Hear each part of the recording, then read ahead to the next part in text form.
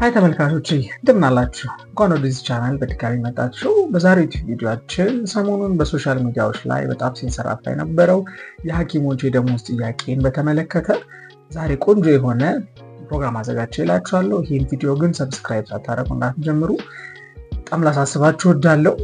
በዛሬው ቪዲዮአችን ሐኪሞች ኢትዮጵያ ውስጥ ምን ያክል ክፍያ ይከፈላቸዋል፣ ደሞዛቸው ምን ያክል ነው ብላችሁ ጥያቄ ለፈጠረባችሁ ሰዎች ይሆናል ብዬ አስባለሁ።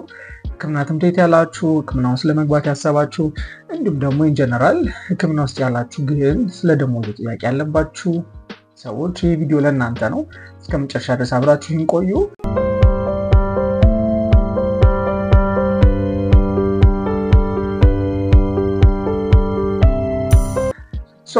ኢትዮጵያ ውስጥ ሶስት አይነት ሐኪሞች ሊሰሩባቸው የሚችሉባቸው ኦፖርቹኒቲዎች አሉ እንደ ሐኪም።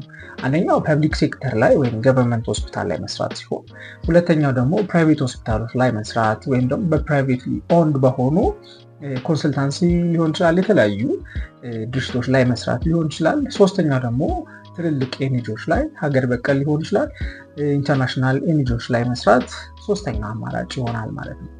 በእነዚህ በሶስት ውስጥ ያሉ ሐኪሞች ምን ያክል ደሞዝ ይከፈላቸዋል የሚለውን ነገር አብረን ያለን።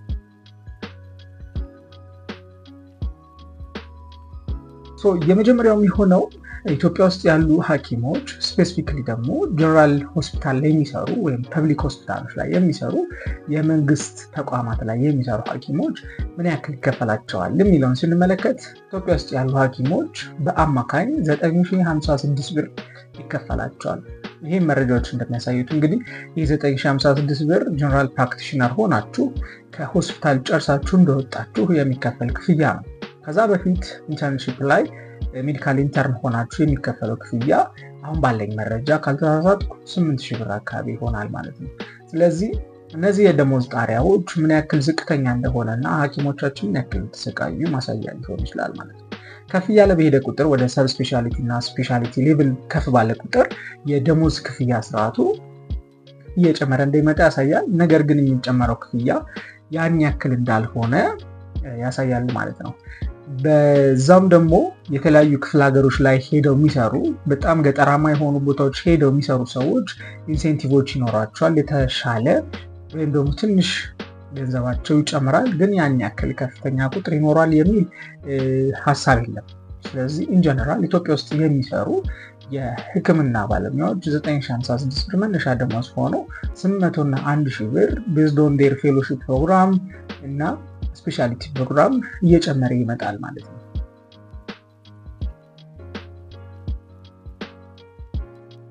ሁለተኛው የፕራይቬት ሆስፒታሎች ላይ ወይም ኮንሰልታንሲ ድርጅት ውስጥ የሚሰሩ ሐኪሞች ምን ያክል ደሞዝ በአማካኝ ያገኛሉ የሚለው ነው።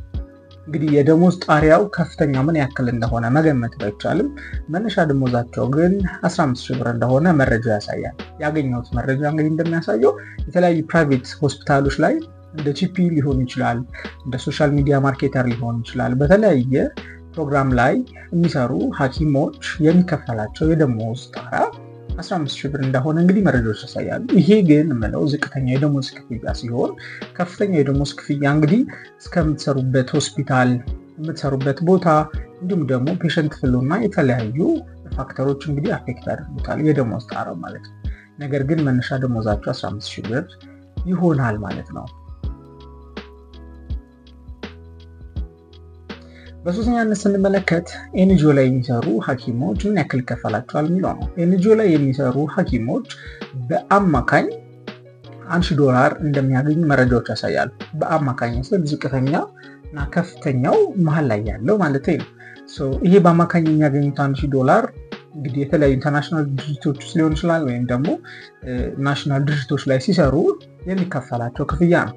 ይሄ ግን ሐኪሞቻችን ምን ያክል ኢንተረስትድ ሆነ ይሰሩታል የሚለውና እንደው ለተማሩበት ነገር እያገለገሉት ነው የሚለው ነገር ጥያቄ ቢፈጥርም፣ ነገር ግን እንደ አንድ ሐኪም ተማሪ እንደ አንድ የሕክምና ተማሪ ይህን ነገር ማየቱና ይህ ነገር መገንዘቡ እንደው ለላይፍ ስታይል ካልሆነ በስተቀር ደሞዙ ቢስተካከል ሆስፒታል ውስጥ ገብቶ መስራትና ትክክለኛውን ፓሽናችንን የመስራቱ ነገር እንግዲህ መመለስ ይኖርበታል ማለት ነው።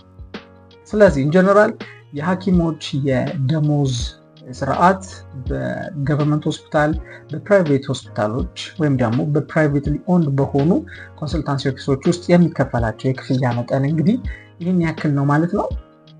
እንግዲህ የኢትዮጵያ የሐኪሞች የደሞዝ ጣሪያ ይህን ያክል ነው ባይባልም መነሻ ደሞዛቸው ግን ይሄ ነው።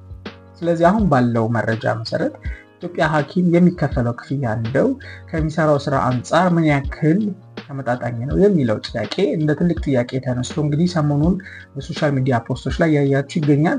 ሆፕፉሊ ለውጥ ያመጣል፣ ለሚሰራው ስራና ለሚደረገው ነገር ትክክለኛ የሆነ ምላሽ ይሰጣል ብዬ አምናለሁ።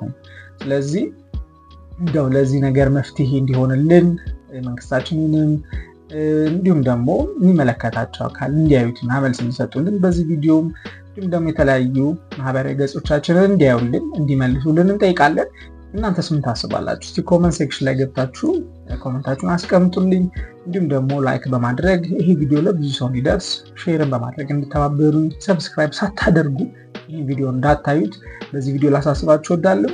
አብራችሁን እስከ መጨረሻ ድረስ ስለቆያችሁ እጅግ አድርጌ አከብራችኋለሁ።